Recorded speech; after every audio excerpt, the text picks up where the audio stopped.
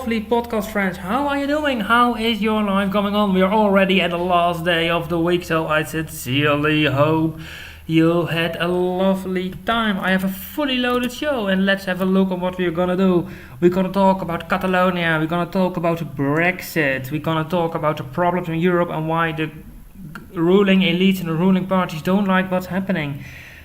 I'm gonna announce a great barbecue for this Sunday, which is gonna be fun and gonna be great to make an effort to get the contact with the city of Eindhoven to a more normal level.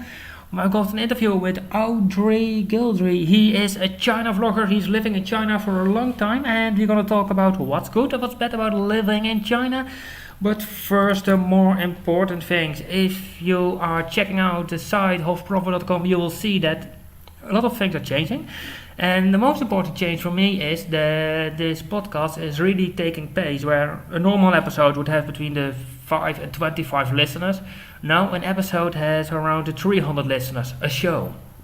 Well, if you then take into consideration that I still need to get the podcast linked for iTunes and do all of those great things, it's clear we are getting there. After a long time of struggling and working and fighting, after almost a year, we are there. We are getting to the volumes that you need to drive money in. And that's what's all about. So it's just, to all of you lovely listeners, I would say very, very, very big thank you. And don't forget, you can share the show, you can tweet me at Lodewijk, and I look forward hearing back from you.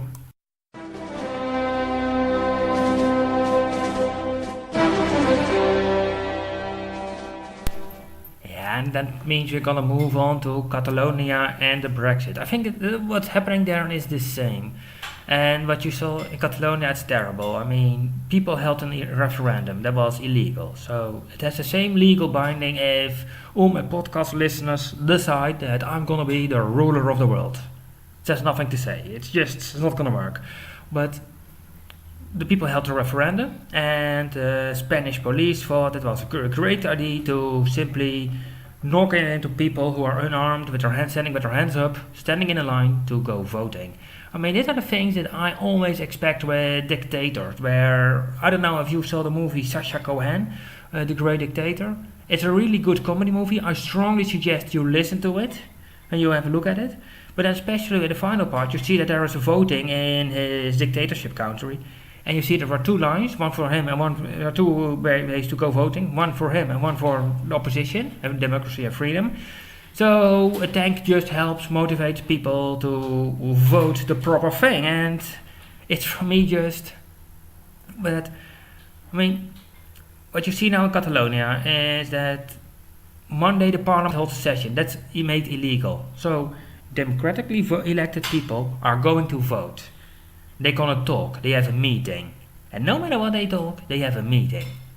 That's illegal. I mean, it is insane. What it should be is that they said it is legal, because at this moment they have not done anything illegal on that session. How can they declare independence from the Spanish government if they are not meeting?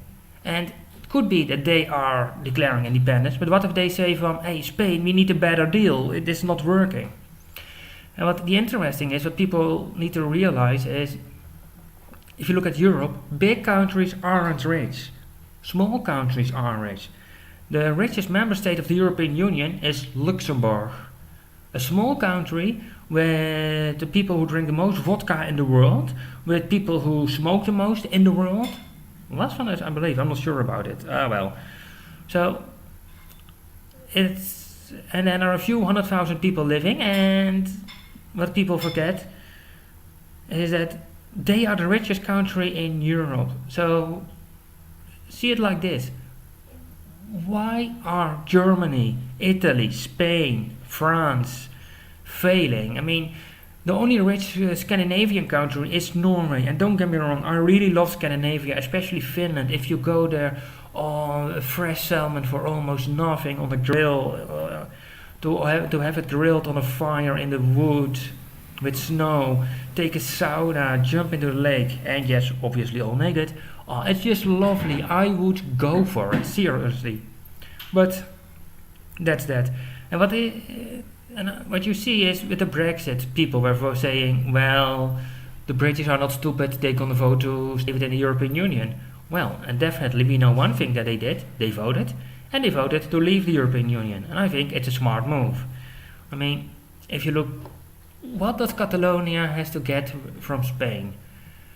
The Spanish economy is going terrible. Barcelona is doing properly. You could make from Catalonia something like Liechtenstein, a small country no one really cares about. But if you look at the map of Spain, Ibiza is just a party island. Make it an independent party island. If the Canary Islands leave the European Union, they are no longer the problems with the refugees. Then they could simply say, say what Cape Verde, which is in the same area, says, well, welcome, you can live here, but you have to pay yourself and finance yourself, and after 1 month you have to go to the police and get your license that you are allowed to live here. Get a stamp in your passport. So, it's just that I say, Europe is failing on all sides. It's cracking down. And you see that, and now thanks to social media, thanks to the internet, thanks to the global war for news in the news business, because yes, it's a business and CNN is in the business of making money, we can see things. We can see how the police is beating up people who go to vote. I mean, realize it, voting. You go voting, and that's a good reason for the police to beat you up. No offense, but why not do that with people who are shooting at people? Why not do that with people who rape kids? Or is the police in Spain too busy for that? I mean, it's insane. You see, there is a global transition happening. People are no longer happy with the powers they got in place. The people who are losing thanks to the powers that are in place are taking back. And you saw it with the Brexit, where the biggest newspaper, The Sun, and before you start talking to me what's bad about The Sun, yeah, but people buy voluntarily that newspaper. They spend money to get the newspaper. So who are we to say that's bad? The newspaper is a business. And The Sun had on its cover, basically when it was Brexit referendum, Independence Day. And that was the moment that I was sure that Brexit was gonna go through and that Brexit's gonna be great. Okay, there are now some small hiccups, but those hiccups can we make money on. So I would strongly suggest have a look at the Brexit report, hofprofit.com/Brexit.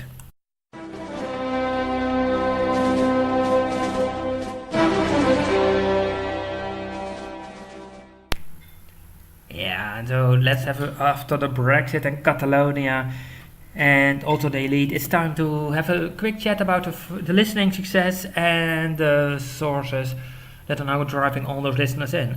And the great thing from a podcast is that you can see where the listeners are coming from. And so I can tell you for sure that most of my listeners are at the moment from the United States and the Netherlands, especially the cities of Seattle, Las Vegas and Amsterdam. That are the cities that I drive most of my traffic from, most of my listeners. And everyone that I know is now posting my podcast and getting it out and getting the message heard, so that's really great. And the reason I'm doing it also is partly because due to the issues with the city of Eindhoven, I'm terrible behind with everything. And today I will just get another thing of my to-do list done, but that thing had to get done before the holidays, summer holidays, so it's a bit late. And I was just getting everything out, getting the pushes out, and try to drive and push it all forward. And the interesting part is now that next Sunday I'm gonna have a barbecue with sardines. Oh, I love sardines on a barbecue. And just in front of me is sitting someone and I'm just wondering, is he gonna also join the barbecue or not? So, yeah, there's a smile. Someone is laughing, so that means that we're gonna have a barbecue and all the talks will be off the record. But an elder man is just popping by because he wants a normal relationship. I think that when the city of Eindhoven informs her about everything that happened, I don't think that she will expect a normal relationship to happen ever again. And the reason that I say so is, in the past years, if I could tell the truth ways about hurt the city of Eindhoven, I would do it. I mean, to give you a clue, I'm working as a freelancer on a project in the tourism field. I want to get the train to, basically I got shares in Belmont, and I'm working on the plan to get the Orient Express from Monte Carlo to Antwerp. If I was to have a good contact with Eindhoven, that would go a monthly trip, Eindhoven, Monte Carlo. But I had a bad contact, so it's gonna be Antwerp. That's a quick win. and just finalizing the plan and then get the money and get the line out, get it going. So having that said, it's just something, and everyone will understand how a train would work, and it's all common sense. No one will make it tough to how this works. And what I would simply say is, that's just one thing. I mean, I keep pushing the city of Eindhoven towards less jobs and less foreign investment. And I must admit, it's not difficult. I mean, we have a city of Eindhoven is ruled by people who are simply trying to do everything to drive you out. If you want to build a new building, no, you can split your company over 6 locations in the town and get it out. They try to make it illegal to drive in with a car because it's bad for the air pollution. But how could you go to a city center? The town center is already getting more and more vacant spaces. And to be honest, I don't see a future for it. If I look at the past, if you walked into the city center on Saturday, you were standing in a queue with people to go into a shop. Now you can quickly walk to the town center on a Saturday. It's just a difference. Well, but the barbecue is gonna be good, just an off-the-record chat, and let's face the fact. There's always a good reason to have some sardines on the barbecue. I mean, who cares? It's a lovely smell, have some wine with it, some bread, some salads. It's all gonna be joyful and great. And I would simply say, an off-the-record chat would be really good to get things smoothen up, to get some things the positive route again. Because this is the interesting part for me, is that the city of Eindhoven was trying a lot of things this year to get the town linked up with a lot of things. And they figured out, and they came out that my company owns quite some franchise rights and other rights that makes everything for them really tough to get around me. Let's say it this way, if we would work together, then in the next 5 years I could get the city of Eindhoven to an annual 25,000 people visiting it. And now I just see that someone is stealing my coffee. Someone is snitching coffee. That's really bad. Are you recording a podcast and then people are snitching your coffee? We shouldn't have made it that late last night. So that's one thing. Now I'm just wondering, what are the podcast listeners thinking that I've done last night? Well, you know what? You can leave a comment below or send a tweet. You can tweet me at Lodewijkhof. And now someone is thinking, I believe, oh help, what are they going to get in? Yeah. Oh well. Now, but it's going to be interesting. And it's going to be good. And next week I have one meeting that to close the financing deal for the first parts in this field. And then we can move on and take it step by step by step by step by step. And the sad thing is that where we are now in listeners and traffic and everything, that was expected to be reached in February, March, April. Now, for my budgets, I always take into account that basically it took longer, but that would mean not that long. It's just not really the city basically ruined this year, and the bad thing for them is I'm looking for revenge. Well, after a quick break, we're gonna have on to the interview with Audrey, our great China vlogger.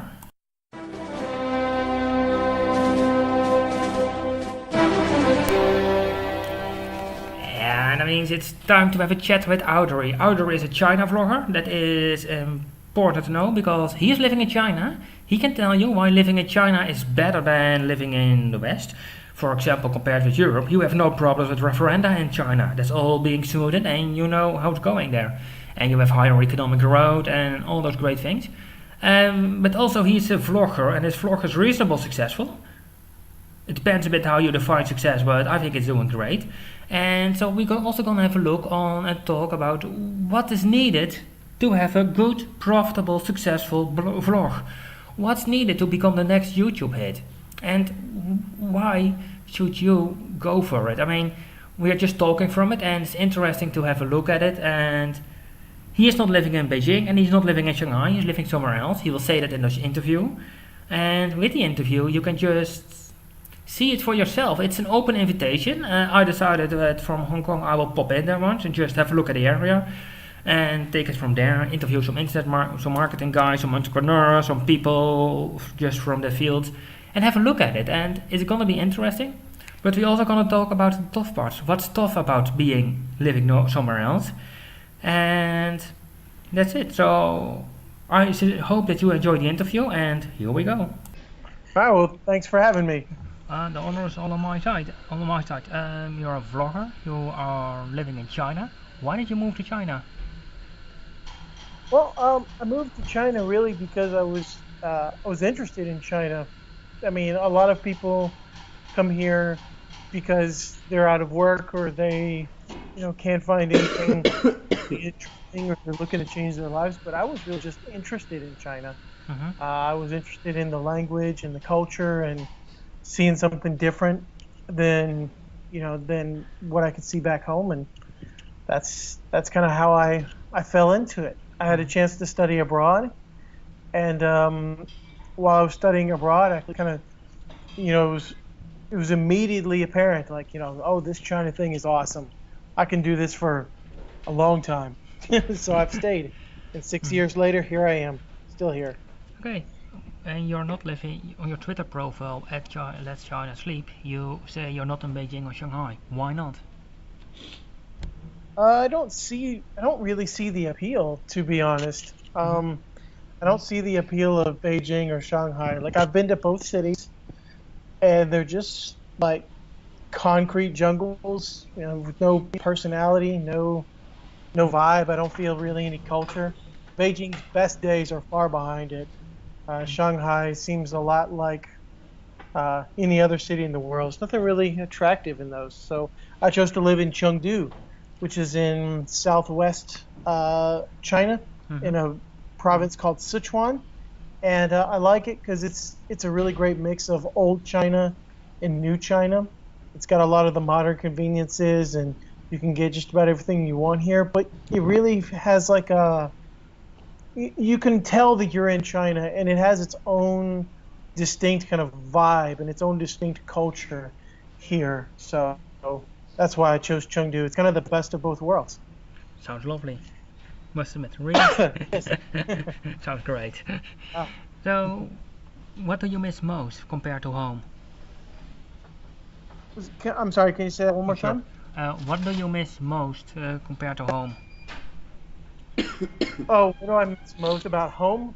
Yeah. Um, I think probably the thing I miss the most, I guess just seeing family and friends, really. I mean, that is kind of the biggest cost of living abroad is that you don't get to see friends, you don't get to see family, you lose touch. You Mm-hmm. lose touch no matter, no matter how much you try, the clock keeps ticking and, year after year, you miss more and more Christmases, more and more birthdays, and there are deaths in the family, and there are, things happening, and it sucks. That's probably the thing is those relationships. I don't miss a lot of food. I don't miss um, Company. really anything except family or friends. Yeah, I mean, Well, everything else is all right. as a European guy, I can say the food in China is way better than here. It is. But it's not that tough. I Yeah, must admit, it's not that tough. yeah, it's quite. I mean, it's kind of unbelievable when you first get here. You're like, oh my God, Mhm. like it's a whole different world with food. Yeah, it's insane Mhm. how different and how much variety there is. Um, it, I don't even know how to describe it. I mean, there's 8 different schools of cooking.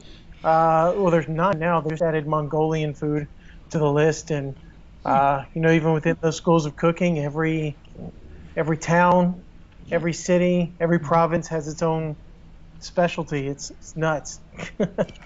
Definitely it is. If you look at living in China, what are the biggest differences compared to the United States where you are from?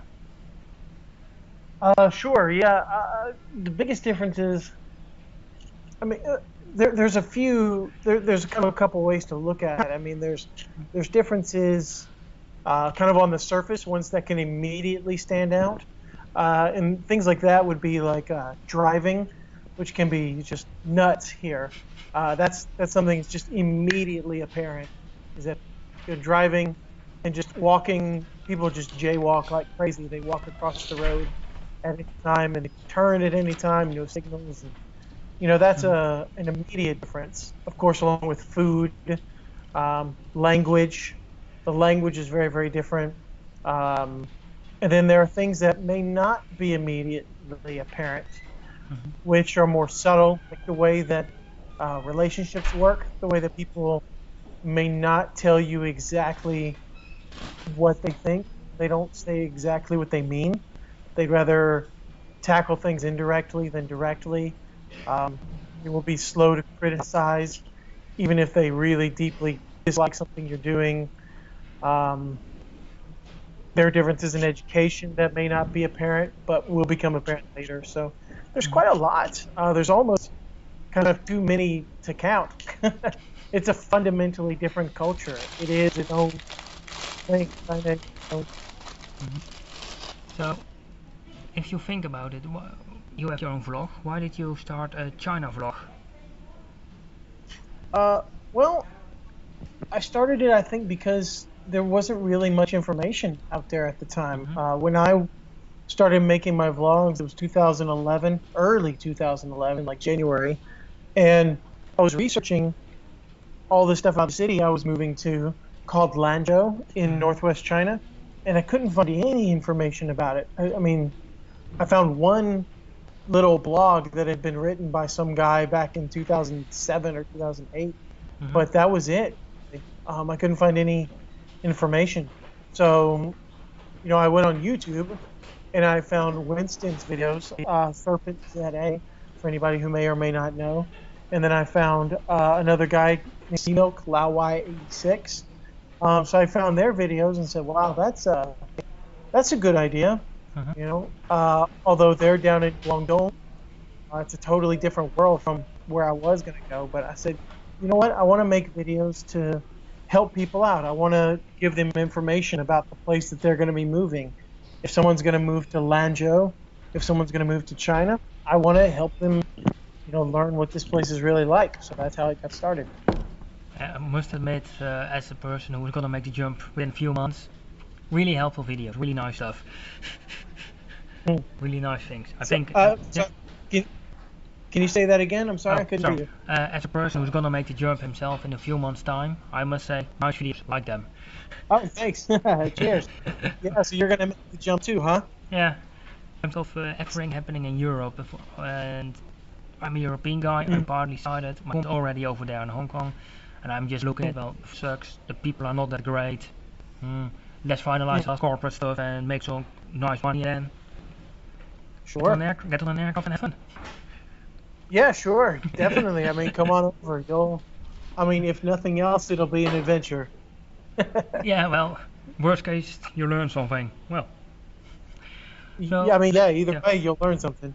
yeah. So that's it. I mean, but getting back to the vlog, and how did it help you being accepted as an expat and as an American guy in China? How did the vlog help? Yeah. I don't think it really has helped in too many ways. I mean, it's been, I mean, occasionally I've run into people who have watched some of my videos, Mhm. but I mean, that's fairly rare because, like, I don't hang out a lot with other expats, at least not until recently. Mhm. Um, I never really ran into people who'd watch my videos until you know the past year or so. So that was so it didn't help me for the first 5 years that I made videos. Mhm. But Okay. um, yeah, I suppose that if I had to think of anything, it'd probably be like the videos. They kind of force me to step outside of myself and see China from kind of outside. I'm like, well, what do people want to know about China? What are people curious about China? So it helps me be kind of introspective, and it helps me kind of reflect on what I'm experiencing. Plus, it's kind of like a diary. I can see what I looked like 5 years ago or 6 years ago. I can see what I was doing all that time, and Mhm. so yeah, those are. I mean, I guess if I had to pick anything, it'd be that. Okay. And for those who are gonna make the jump or thinking about making the jump, you have a few suggestions or things to say as input? Ooh, well, I would say one. learn Chinese. If you're going to come over to China, learn a bit of Chinese first. You don't have to be fluent, but I'd say learn like numbers, learn a few like survival Chinese things like buying things at a shop, um, Hmm. you know, things at a restaurant, types of food. So I'd say learn some Chinese. It'll really help. I mean, you have no idea. I mean, yeah, there are some places that will speak English. I mean, Beijing, Shanghai, Guangzhou, and Shenzhen. A lot of people will speak English, but even in those cities, not everyone's going to speak English. So learn some Chinese and just uh, be open to whatever. Just roll with the punches, and be open to new experiences. Be open to new foods. Be open to travel. Just be open to new stuff. Because if you're not, then you're probably not going to do well here. So yeah, be open-minded and learn some Chinese. Well, that's easily done. I mean, there are plenty of online and free resources to learn it. I don't say you'll get fluent in it, but it's a good beginning. Absolutely. Yeah. Yeah, and it's amazing how the market has blown up for like learning Chinese. I remember when I came here, there was virtually nothing out Mhm. there in terms of like smartphone apps and podcasts and things like that. When I first came here, there was a Chinese pod and there was Popeye. There were only Mhm. those two podcasts. That was all. And I think there were only like two or three apps in the App Store for learning Chinese. Like there was almost nothing. And I didn't even Mhm. have a smartphone. It's it's crazy. If you think It's like about a it, different world. 7 years ago, and there were people living without a smartphone. You can't imagine if you look at it now. It's Yeah, insane. yeah. And yeah, it really is. I mean, in some ways, it's kind of nice to not have a smartphone, but in some ways, it's really not.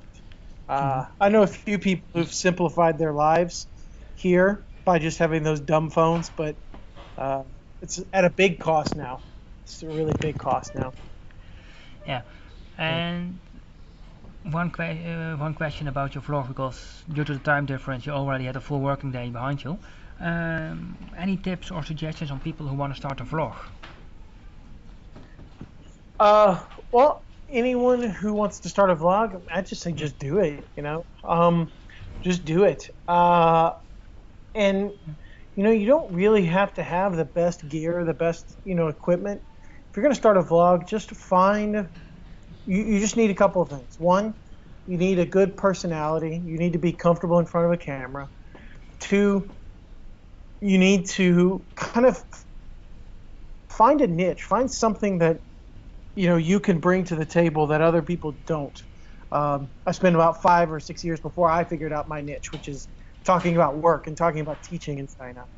Mm-hmm. I feel like I've wasted a lot of time by not hammering in on those, on that niche. And then the third thing I would say is invest in a microphone, a little microphone that you can plug into your smartphone, because um, a lot of Mm-hmm. people don't realize how important audio is when it comes to making videos. People don't necessarily care about watching it in 4K, or the best quality. Mm-hmm. They want to be able to hear the information that you're putting out. They want to be able to hear what you're saying. So get yourself a little microphone for, $80, $50. That's it. That's all you got to spend. And you'll get yourself a decent mic. So that's all. Personality, a niche, and a microphone. Sounds not too complicated to me. No, it's not. I mean, it doesn't have to be complicated unless you want it to be complicated. You can make really fine-tuned videos. You can make you can really step up your editing. You can get that way if you want to, but it doesn't have to. You don't have to. Okay, then is there any final word or anything you want to say?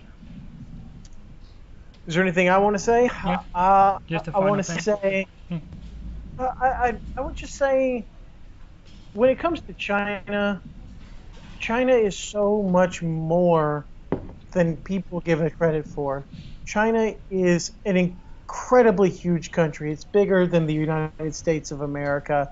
And of course, it's got the biggest population of any nation in the world.